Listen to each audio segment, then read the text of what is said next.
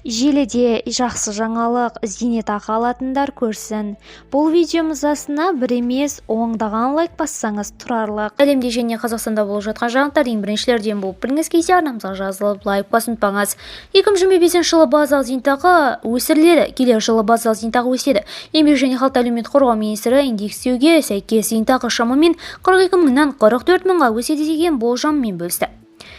Бұл туралы телеарна жазады. Светлана Жақыпова, Қазақстан Республикасы еңбек және халықты әлеуметтік қорғау министрі. Бүгінде базалық зейнетақы төлемінің орташа мөлшері шамамен 42 мың теңге.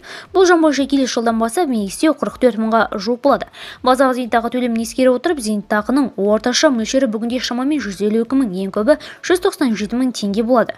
Индекстеуге сәйкес барлық көрсеткіш көтеріледі. Алдағы 2 жылға мемлекеттік бюджеттен жоба сметасын қазір талқылап жатыр. Дәл осы қалпында бюджет бекітілсе, 2025 жылы ең төменгі айлық 85 мың теңгені, мемлекеттік базалық ең төменгі төлем 32.360 теңгені құрайды.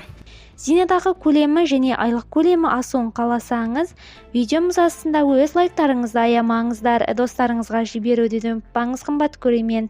Кәне видеоролигіміз астына қанша лайк жиналады екен көреміз. Сау, сәлеметте болыңыздар.